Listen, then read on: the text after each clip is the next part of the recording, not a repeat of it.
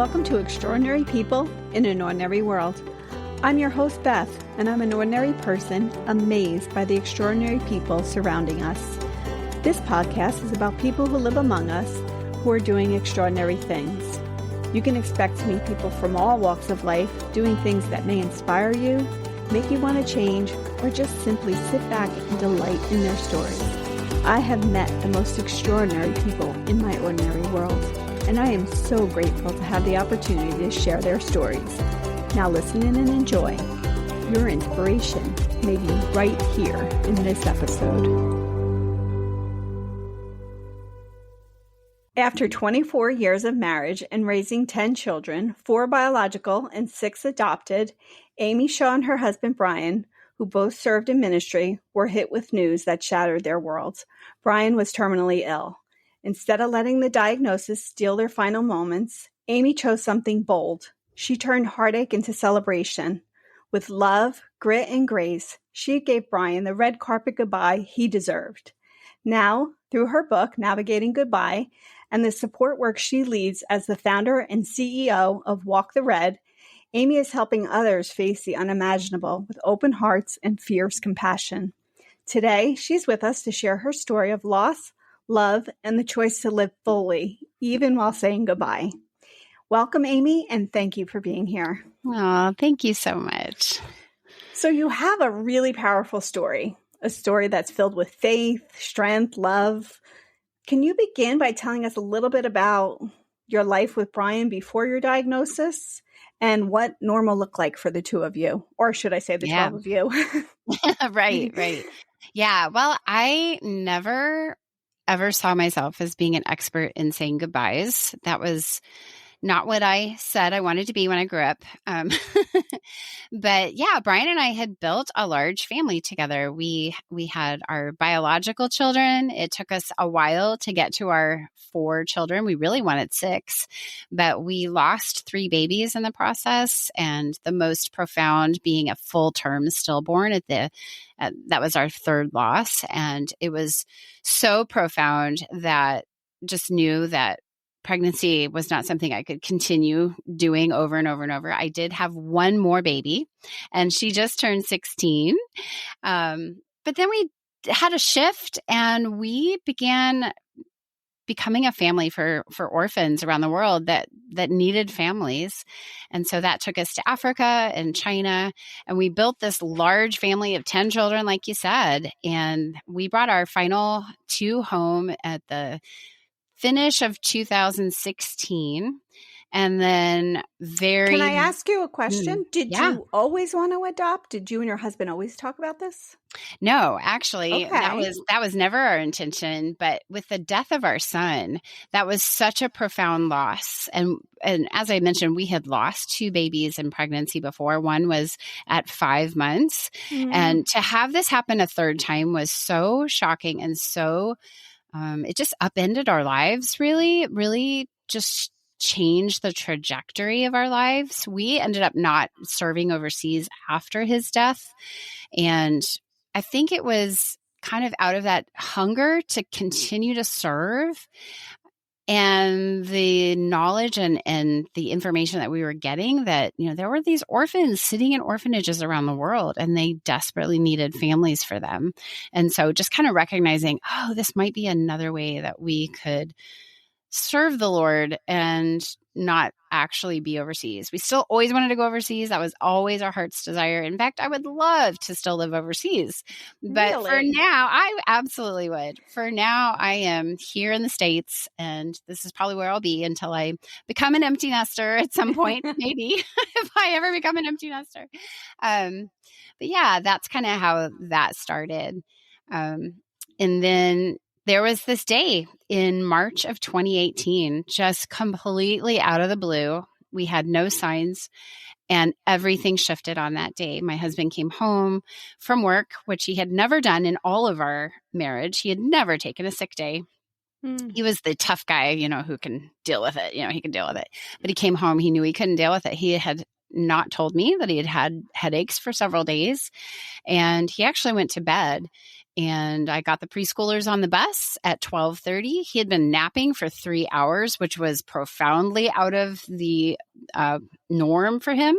And so I woke him up to check on him, and he could not make a sentence that made any sense.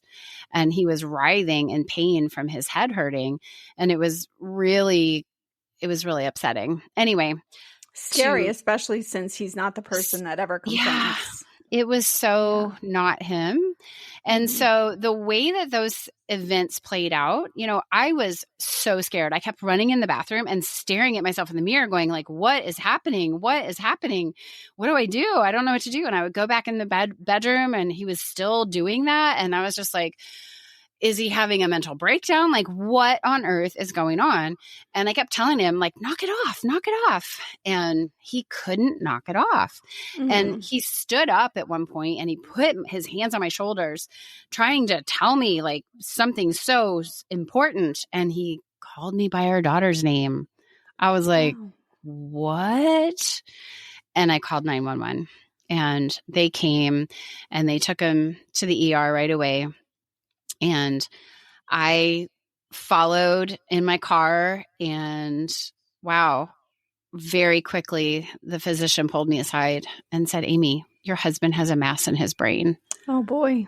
What? I mean, just no framework for this. We just didn't have any history of him having anything like that. There were no signs or anything prior to that. Nothing. Wow. And so we made a decision to take our children out of school. And before they got there, my pastor arrived. And I'll tell you, he did something amazing. He said to me, Amy, your children are always, always going to remember March 8th. How you handle this with them is going to be the way that they remember it.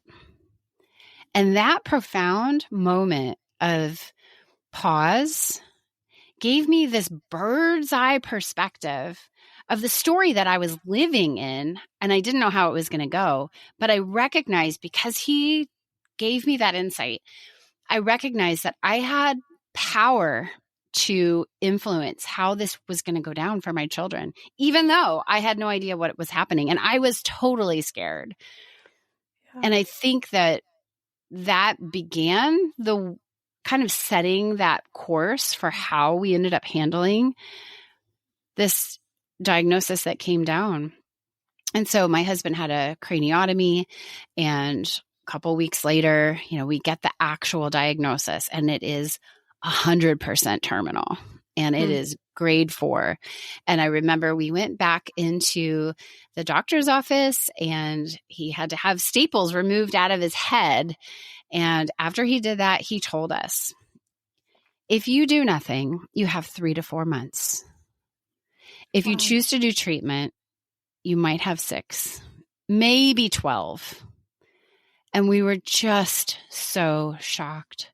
We were blindsided. We were underwater, just drowning in this emotion of and shock, just total shock. What? I mean, that was just this predominant, wait, what? We had been building this family for, I don't know, what was it, 16 years? We had been building this family. That may not be right. No, I think it is. 14 years. And how could this, it's like somebody was pulling the plug on it, right? It was just so overwhelming and so just a sea of indecision and what do we do? But I will tell you, as we left that doctor's office, we were holding hands. I remember walking out of that hallway. I remember going out into the parking lot, and literally by the time we got to the car, I was like, there was this voice inside of me that rose up and was like, okay, we are going to make this the best 6 to 12 months. Here we go. Because right from the beginning, you were able to do that. Yeah. Because I think I may have just become a ball of crying. I don't know how you did it. That is some strength. It was maybe wrought through all of those other losses, perhaps. Yeah. We had lost Brian's dad recently, about 2 years before that, not even 2 years before that. And we had just been through some stuff. And we had been through job losses and trusting the Lord through those and just different things. And yeah, there was this sense of, I can't undo this terrible diagnosis. And it has a timer on it. So I have no time to waste. And so this is where we're going. And I think I did all of that in that walk down that hallway and out to the car. How did he react to that? Was he like, yeah, this is the way we're going to handle it? I think so. That's a great question, Beth. He had his own process that he had to go through because repeatedly when he would meet with doctors, he would just be like, so really, my life is never going to go back? That was one of the repeated questions that he had when he was in the hospital during those days where he had the surgery and, all the recovery and watching him and stuff. Was like, so wait, my life is never going to be the same again? And the surgeon would be like, yeah, it's going to be different. You'll never be back to who you were. And he's like, but wait, my life is never going to be, it was just so unthinkable. He was never the sickly person. So to be given this diagnosis was so challenging. And I think we fed off of each other, and I remember feeling like we were a seesaw. We were just such good partners in life. Mm-hmm. And if I was up and he was down, I would pull him up. And if I was down, he would be up and he would pull me up. And it was just an amazing partnership that we had. That sounds it. Yeah. So, we went through this, my children and I, we walked him down the red carpet to the door of eternity, and we did it with joy. We cried. We were very honest, and we just lived every emotion, but we never sat in that emotion for long. Somebody told me something along the way that the human body cannot withstand that intense sobbing for like longer than 15 minutes.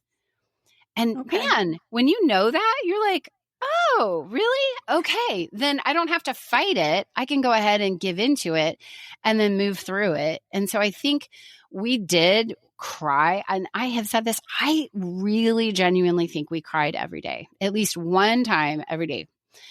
It wasn't long, but we were grappling with this. We dealt with something that is known as anticipatory grief. It's grieving before you lose. And because it's coming. And yet we had so much laughter and we had so much fun. And my husband was an incredible person. And so he always made life fun anyway, but that didn't stop. It only really ramped up because he didn't go to work anymore. So he was home. And then COVID came and then we were all home. And we walked him down the red carpet and he was able to be excited about what was coming. He was able to say, I can't wait for heaven. And him being my very best friend, I was like, I can't wait for it for you either. Like, you get everything. And then he did the same thing for me, Beth. It was the sweetest. And this was probably within the 3 months before he passed. Mm-hmm. But he cradled my face in his hands and he said, Amy, you and the kids, you're just going to soar. You're going to soar. Wow. This is going to be hard. And just like a rocket takes off, there's fire, there's blast, there's heat. But once you exit the atmosphere, you're just going to soar. Oh, wow. It was so powerful. I still get goosebumps remembering it. And I have goosebumps listening. Yes. And I believed him. And I realized later that that's what we did for each other. I got him excited about his future. He got me excited about my future. Now, both of us could have chosen to say, oh my gosh, I can't live without you. What am I going to do? How am I going to raise these kids? And he could have said, oh my gosh, your life is going to be terrible. Who's going to protect you? Who's going to provide for you? He could have done the same thing. We could have chosen that path. And nobody would have blamed you. Everybody would have been like, I get it. Yeah. I get that. Yeah.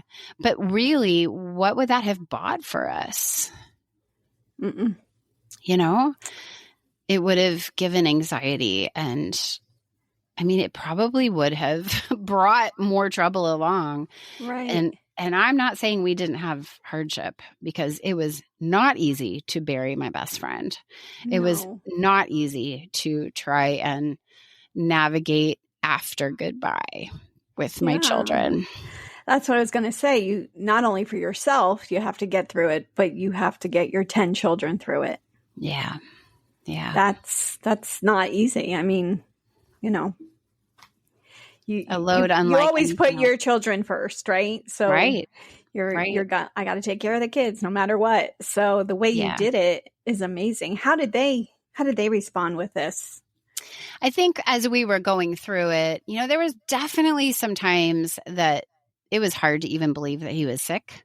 Right. He was still working out. He was still, he started making hot breakfast every day. I never made hot breakfast for the kids before they went to school, but Dad was home and he loved hot breakfast personally. So he got up early. He got up earlier than I did, and he made a hot breakfast every day. And he was not one to repeat things. So he was very inventive and very creative.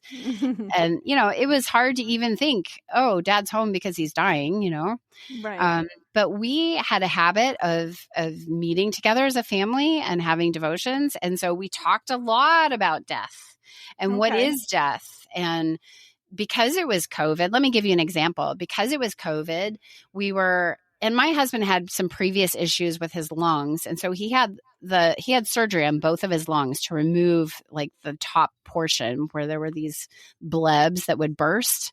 And so he had a reduced lung capacity. So I felt some reason to be worried about him getting COVID. Yep. And being that it was so respiratory. And I just had this big concern that he's going to get COVID and die before he really needs to. So not from his diagnosis. That's right. That's right. I was very much like, we are going to wear those masks. You are not leaving here without, maybe a little too much though, if I look back at it.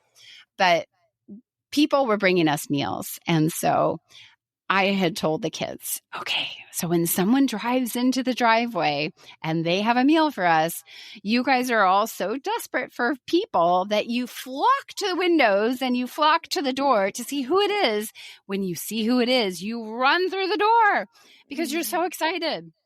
Do any of you think, oh, I can't go through the door? Oh no, I can't go to the door. I can't go through the door. I'm scared to go through the door. No, nobody does that because you're so excited about what's on the other side. So that is what death is. Death is just a doorway. It's a doorway from this life to the next life. And if you're really excited about what's coming in the next life, you're not going to worry about death either. So death is a doorway. That's a nice way to explain it to somebody of any age, not just a child. Yeah. And I think that, and really that's biblical, to focus on things above. Yes. Put your mind on heavenly things, not on earthly things, right? So I even had, that backing me up. So we talked about it frequently. It was just in our vocabulary. Dad has cancer, and there were definitely certain kids, I think, that didn't believe it would really ever happen. And that has been really hard, now that he is gone. And when does someone die when do they come back? It's never. And yet still we look for him, It's been 4 years, and I think about my husband every day. There is not a day that goes by that I don't think about him. And it's not a sad thing. Sometimes I think about like what he would think about life now, what he would think about the kids doing this, that, or the other thing, what he would think about me writing a book, what he would think about him being on the cover of a book. Isn't that something? I think about what he might be doing. I think about anytime I learn a new something or other about heaven, I'm so glad you get that, And so I think about him all the time. And there are definitely times when things break and I think about him all the time. Why are you not here to fix this refrigerator? Yeah. So when you were going through this before he passed, were you thinking to myself, I'm going to do something afterwards to make this easier for others? No. Or you were just focused on what was going on? Absolutely. Yeah. Okay. So Brian passed into eternity in 2021. In 2019, I was at an event for women, and I absolutely heard God tell me to write a book. Really? And I knew the topic. I had always wanted to write a book. I thought I would write like a kind of a narrative about some of the amazing things that have happened in our lives. But I knew when he told me this that I was supposed to write about the space between diagnosis and death. And so that was kind of interesting. But I kind of gave the Lord a little bit of a rebuttal, like, excuse me, do you know what I'm doing? I'm raising all these kids. I don't know if we mentioned that 6 of my children had special needs, and they were not easy kids. I mean, not really by personality, but just their things that they have. Yeah. And I am doing all this like research on clinical trials, and I'm trying to make decisions. I'm trying to keep medicine straight for all the kids and my husband, and keep all these, surgeries. IEP meetings, right? IEP At your meetings. I had school. 6 kids on IEP meeting and IEPs on IEPs. I can't talk. And the load was so intense. And then I get this word from the Lord, write a book. Like, Oh. ah! But I actually had somebody come up to me at the end of that event, and she said, Amy, I have something I have to tell you. It is like burning in my heart that I have to tell you. I was like, okay. And she said, if God told you to do something, I don't know what it would be, but if he told you to do something, he wants you to know that he really means it. And I was like, okay. Can't say no to God. Yeah, right? And so I remember thinking, I have no clue how to write a book. Like, that's such a huge thing. Like, and I couldn't write a book then. But what I did do was, because I knew that when I would have a swell of inspiration / emotion, I would sit down and type something out and save it. And so I actually have a couple of those in this book. And I think it helps it be real. But I had this understanding back then that if I don't record how I feel, that if I wait until after Brian's gone, I will be widowed and I will have a whole new set of emotions and problems. And I was worried I would forget. And Very true. Very true. Yeah. Do you have a favorite moment that you said you talk about certain moments that came to you and you're like, I have to make sure I record this? Is there like a favorite one that was like, oh, this definitely has to be in the book? You've made me think of a memory that I have not remembered in a while.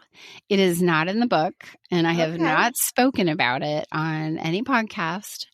And so I'm going to just go ahead and share it. It was a very personal, private moment. Brian and I were at Lake Erie. We were there because we were at the Cleveland Clinic and we had some time to kill. And so we went out there. It was not nice weather, but we stood on the shore. And I remember him wrapping his arms around me, and we were looking at the sunset, and we were both really teary. And we started talking about thin places. Have you ever heard about thin places? No. Thin places where maybe heaven and earth are a little bit thinner, where the barrier is a little bit thinner, and we would be able to meet one another. And it was almost like, we'll meet each other in the thin places. So we were constantly thinking ahead, that we knew we were going to be separated. So we were very intentional, treasuring those times. That doesn't mean that we didn't still get annoyed with each other and all of that kind of thing, but we were so in love. And I remember that moment. We have a picture, and we took a selfie with that sunset in the background, and both of us have really red, teary eyes. But that's what was going on. We were talking about those thin places and how we were going to look for each other in those thin places. Oh, that's a sweet story. It is. I haven't thought about that. And so it's not in the book. Oh, that's okay. It's kind of nice to hear, the other things besides the book. Yeah. That's really, that's where it's at. That's the real of the whole journey, right? Your whole rolling out the red carpet. Did you come up with that thought, that rolling out the red carpet? I did, and I didn't do it intentionally. I was doing a Facebook Live in January of 2021. So he passed in April, and he had some pretty scary things happening. And I just had kind of gone radio silent on social media, and people had been sending me messages like, are you okay? Are you okay? Is Brian okay?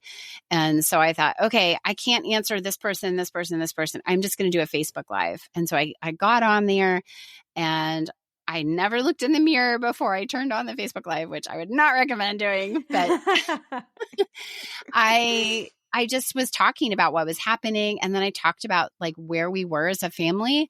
And I said, we're just rolling out, we're walking him down the red carpet to the door of eternity. And that's where it started. It just kind of came to me, but it's really been a great image, I think, because it is such an important transition.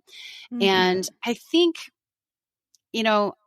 it's so interesting. So many of Americans, the attitude towards death is, we don't want to talk about it. Like there's 3 top things that people don't want to talk about. We don't want to talk about how much money we make or you make, or how much money do you make. We don't want to talk about how much sex we're having or not having. And we definitely don't want to talk about, I'm going to die, you're going to die. And I know. Death is the bottom of the list. Me and my cousin always talk about, my mom was sick with Alzheimer's for a long time. So she's like, how's she doing? And I was like, 100% chance she's going to die. We're all going. Yeah. And she was like, really? And I was like, I'm just saying, like, we all, that's our final destination. So you doing it in the way that you chose to do it with him is just a beautiful thing. Like, we are going to God's kingdom. And as a faith-based person, I believe that.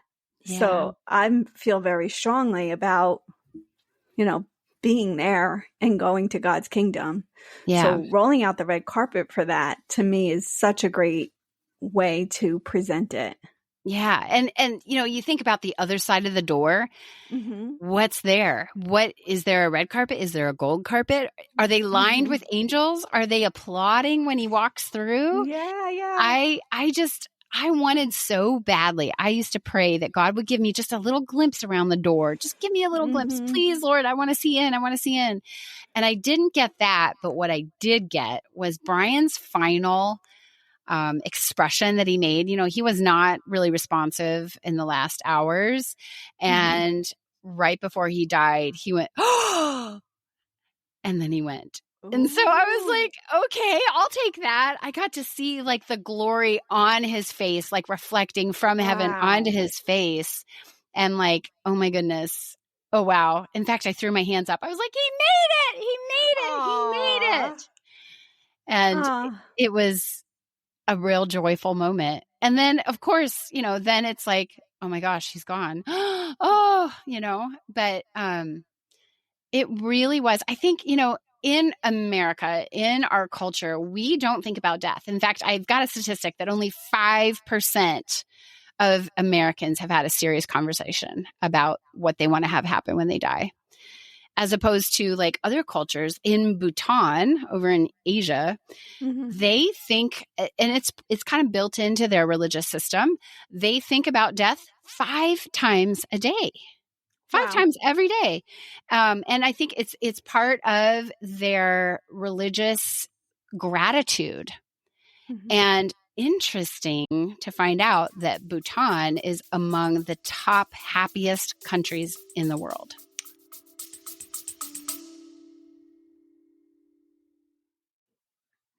I want to take a moment to thank our sponsor, Calm Creations. If you like relaxing by the warm glow of a candle with the scent that brings back memories, I've got the perfect candle company for you.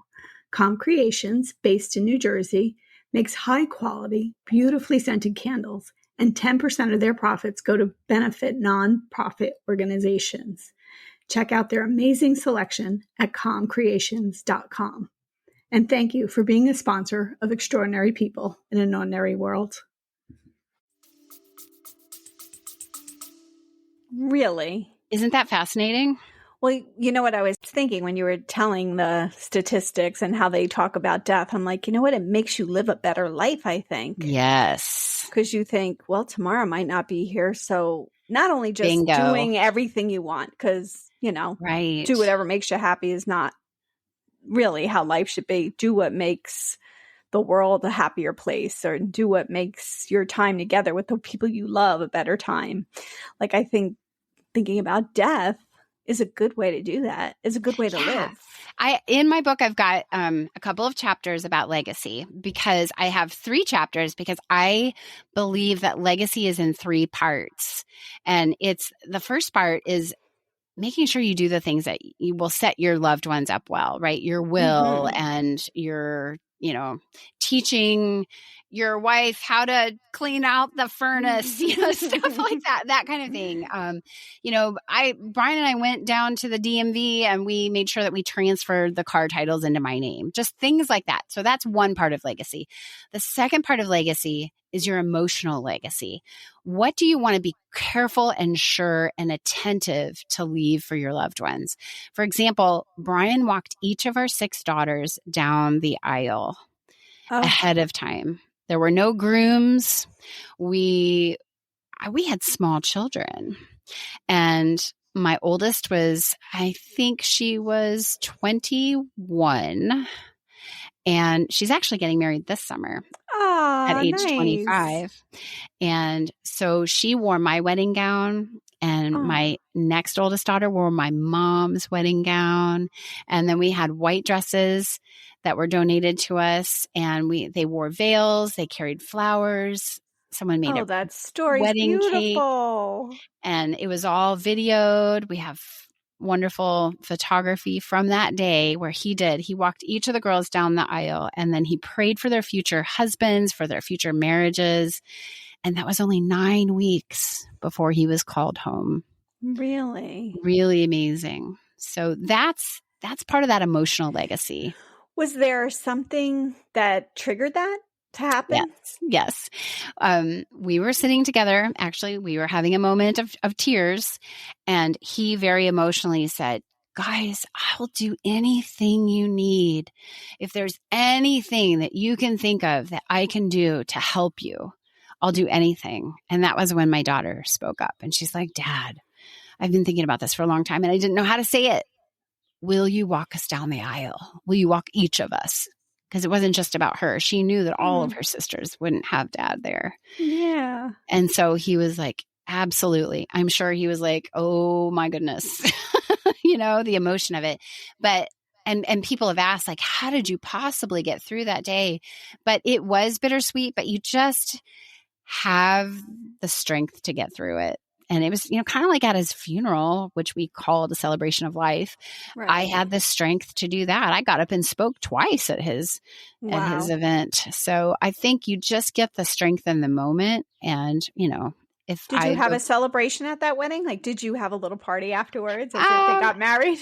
Well, not really. It was still like during those COVID, people were pretty nervous. Mm-hmm. My parents were there. Brian's mom and family, I think they were sick and they weren't able to come. They were 3 hours away.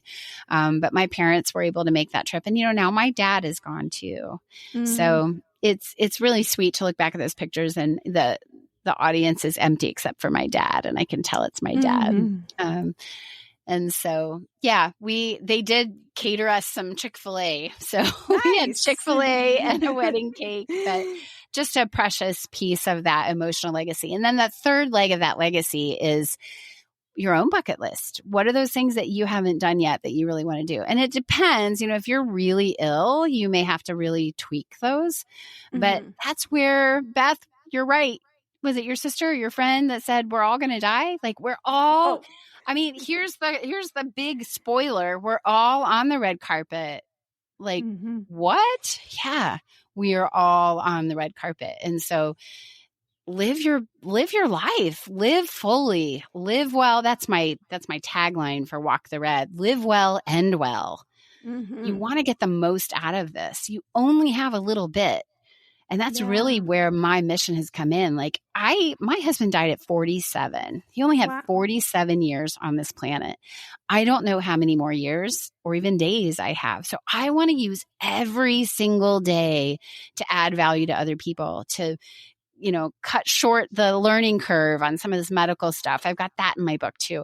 I just want to help other people. I want to bless other people. I want to give them the joy that I have. I want to pass that joy on. It makes me think of something as you're talking about the book and helping people who might have somebody who's going through a terminal illness. I feel like this book could be for anybody. Yes. Yeah. Like everybody can learn from this because, we don't all get, you have this many months, right? Which is a sad thing. And it's a very hard thing for somebody to go through, but you made it that it's a celebration, which is great, but we don't have it, but we all know we're going 100% chance. Yeah. So I feel like everyone could read this. Yeah. I think everybody could. And I even, I think it's chapter 12. I should probably know that since it's my own book, but yes, it is. It's chapter 12. I have a chapter in here for friends supporting these people, because so often I have people message me and say, hey, my neighbor just got a terminal diagnosis, or somebody at work. So you're not like super close, and like, what do you do? And so I wrote a chapter to the acquaintance who doesn't know what to do. They're not an inner circle. They're not even like the second ring out, but they're an acquaintance. What can they do? And so I've written to them, here's what to do, here's what not to do, here's what to say, here's what not to say. And then so you can get the book. If you're in that situation, you can get the book, read chapter 12, and then hand the book to those people and say, this is here to help you.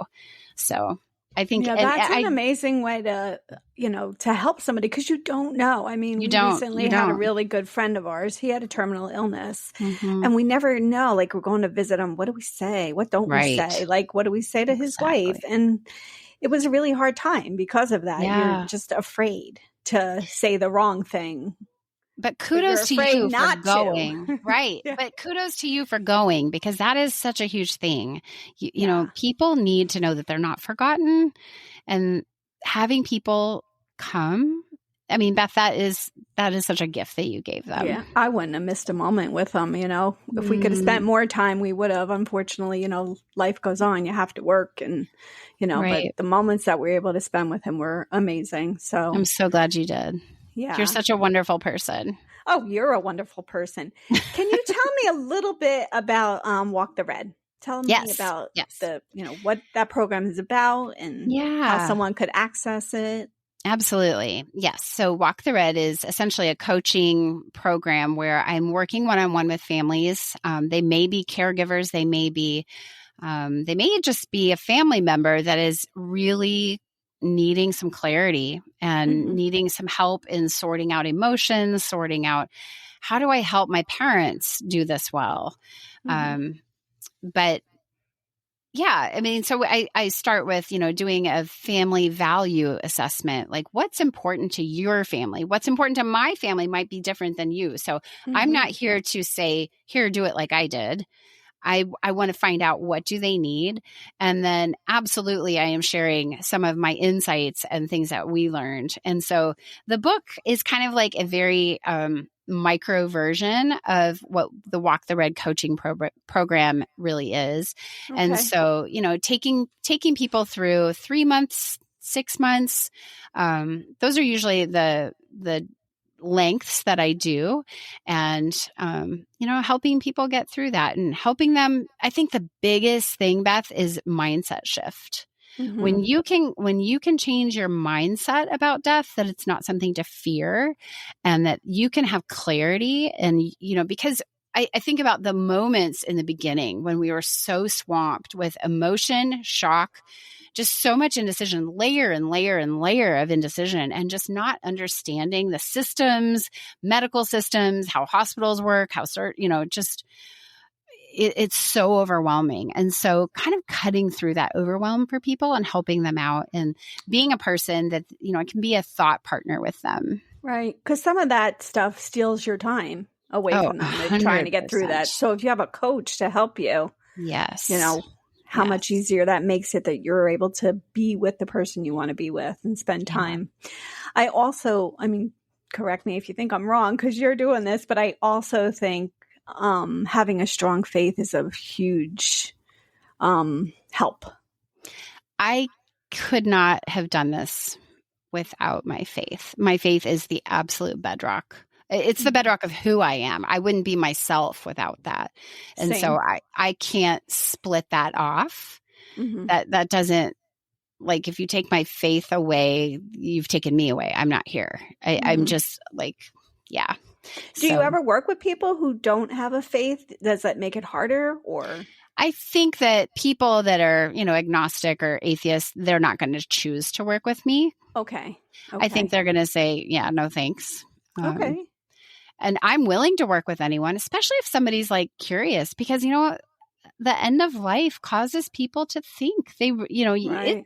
It's a leveler, right? I mean, getting news like that, it levels you, and you say, okay, wait a second, what really matters? And, I think somebody who's busy climbing the ladder and, all up into their own career and that kind of stuff, you get a diagnosis like that, and all of a sudden, whoa, what really matters? It matters my time with my family, and so I can absolutely help coach people through that. I never force my faith on anyone, but I kind of bubble that up because that's who I am. And so, yeah, I hope that answers your question. I love to work with everybody. Yeah. Right. No, that answers. But I mean, for myself, like you were saying, there's like, I can go right to the Bible and it says it right there that, this is what's going to happen. So I think that is a help for a lot of people. But I don't know. Faith isn't just about the Bible. I think it's your just core belief. You just have this, it. You just know it's And I think real. there's so much mystery. And I'm really enamored with the mystery of God. And one of the things when we lost our son, I was so tempted to ask why. Why? I mean, we already did this twice. Why? What? But I knew that I couldn't comprehend God's answer. And so I didn't ask why, because I knew that I couldn't handle it. I knew that it was going to overwhelm me, or I just wouldn't understand it. And so I've since then learned a better question. I learned to ask God, what do you want me to know right now? And that's a real game changer from why? Because that quickly turns into a victim mindset. Right. Why me, right? Then it turns into why me? Why not them? Why me? But when you say, Lord, what do you want me to know right now? It gets pieced out. And I feel like he loves to answer that question. Right. Because I mean, from God's perspective, he adores you. He loves you. He can see your whole life at one glance. He knows what's coming for you. And you pray to him and say, why? And he's like, you can't really understand if I told you why. It would involve way too much. But when you say, what do you want me to know? I think he's like, ooh, I like that one. Here's what you need. Here's what you need for the very next step. Because he wants that dependence. He wants that relationship, like, oh, you've asked the right question. So I do try to pass that question on as much as I can. Yeah, that's a nice way to put it. I mean, some people get angry and they're mad at God for doing this to them. But, there is something, like you were saying in the Bible, that says, I didn't promise you that you wouldn't have suffering. I promise you I would be there during it. And I think, yeah, he's definitely says, it's not in your little cute rainbow book of God's promises that, hey, life's going to be hard, but he does promise that he's going to be there. And he does promise that he wants you to have an abundant life. And so is it possible to go through the process of dying and have an abundant life as you're dying? Absolutely. Absolutely. Amy, your life's been filled with abundance, but it's also been filled with grief, from the loss of your children to the loss of the life you thought you were going to have with Brian. Not many people could handle those losses and do something positive, but you did, and it really is extraordinary. Is there anything that you would like to tell the audience before we sign off? Yeah, I would love to just invite them to get a free gift that I have for them. It's a tool to help them leave a legacy. It's on my website. It's a free 15 habits of legacy building families. So some of those ideas they can take and use immediately. Some of them you can build a habit with. But it's just a nice, easy takeaway that I'm doing something to leave a legacy. And that's at my website, which is walkthered.com. Okay. Walkthered.com, like walk the red carpet. And I'm definitely going to Yeah. leave that in the show notes so people can Yes. easily access it. Is there a particular area within the website that they should look? That's just on that main page. There's also Okay. links to my book and links to some other stuff that I've done and created. I've got a liturgy on there as well for like when you're first diagnosed, just a way to kind of process through that. Okay. So yeah, but I would just invite your listeners to download that so that they have something tangible from our time together. But, yeah. And the book, I mean, that book as we talked about, we said that anybody could use it. It's not just for somebody who might be terminal. Yeah. So that would be a great resource for so many people. I hope so. That's why I wrote it.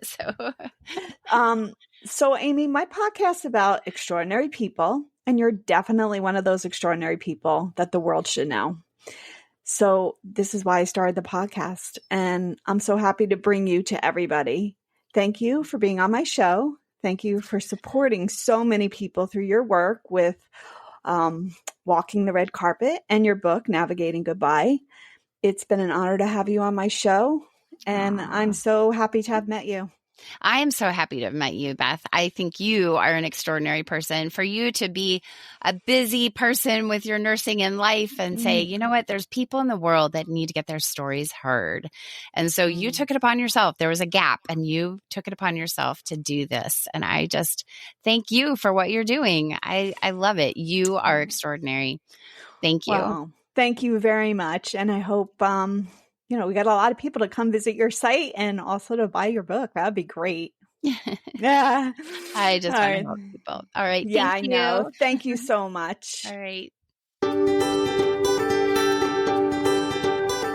Thank you for joining me on Extraordinary People in an Ordinary World. I hope you enjoyed today's show. Please share with a friend.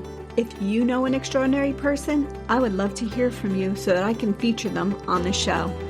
Please email me at bethextraordinarypeople@gmail.com, or you can message me on Instagram at extraordinary_people_podcast. I look forward to hearing from you.